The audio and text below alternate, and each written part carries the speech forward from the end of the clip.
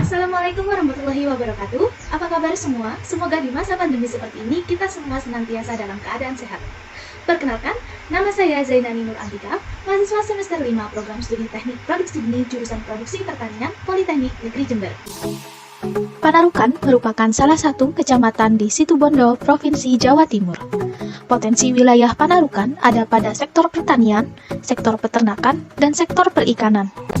Para petani di daerah Panarukan tergolong petani tradisional dan belum sepenuhnya menerapkan good agriculture practice. Seperti pada sistem tanam padi, petani Panarukan masih menerapkan sistem tanam tradisional atau sistem tanam padi biasa.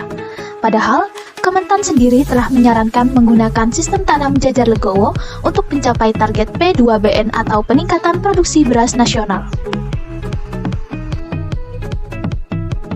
Sebenarnya apa itu sistem tanam jajar legowo? Jadi, pengertian dari jajar legowo merupakan salah satu sistem tanam yang dicirikan dengan adanya jarak yang teratur antar baris tanaman. Nah, jadi pada intinya sistem tanam jajar legowo ini pada saat penanaman bibit itu dilakukan pengaturan jarak sehingga akan terjadi atau akan terbentuk pola-pola seperti pada gambar yang ditampilkan pada slide. Untuk sistem jajar legowo ini sendiri ada beberapa tipe seperti 4.1, 2.1, dan lain sebagainya. Namun yang umum digunakan oleh para petani itu adalah 4.1 seperti gambar yang tertera pada slide. Selanjutnya adalah kelebihan dari sistem tanam jajar legowo itu sendiri. Jadi di sini saya merangkum ada 5 secara garis besar kelebihan dari jajar legowo. Yang pertama, jumlah populasi meningkat. Jelas sekali ya bahwa dengan sistem ini, dengan sistem jajar legowo, jumlah bibit yang ditanam menjadi lebih banyak, sehingga produktivitas juga akan meningkat. Yang kedua adalah memudahkan perawatan dan pemeliharaan. Seperti pada gambar, sistem jajar legowo itu ada jarak di antara baris sehingga ketika akan dilakukan perawatan dan pemeliharaan tanaman itu akan memudahkan petani melewati atau berjalan di daerah yang tidak ada tanamannya sehingga juga akan membantu tanaman lainnya itu akan tetap subur dan tidak terinjak-injak.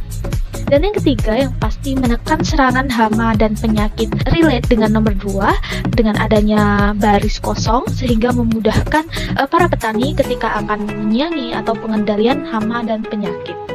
Yang keempat, hemat biaya pemupukan karena pemupukan akan dilakukan atau akan disebar pada area-area tertentu saja atau bagian-bagian yang ditanami saja sehingga kuantitas pupuk yang digunakan juga tidak terlalu banyak. Dan yang kelima, dari semua itu, kelebihan yang paling diharapkan adalah peningkatan produksi dan kualitas gabah. Hal ini sangat mutlak, dengan sistem jajar legowo ini akan terjadi peningkatan produksi dan kualitas gabah. Karena yang pertama tadi, karena jumlah populasi meningkat, otomatis produksi juga akan meningkat. Tidak hanya dari segi kuantitas, dari segi kualitas pun juga akan meningkat.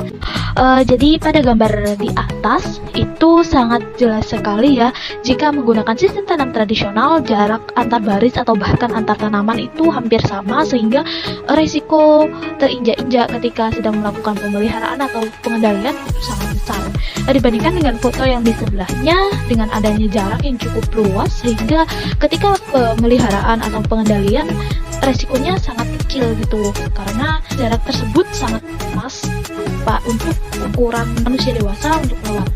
Dan yang selanjutnya adalah gambar di bawah itu juga menunjukkan bahwa sistem tanam tradisional itu cenderung rapat.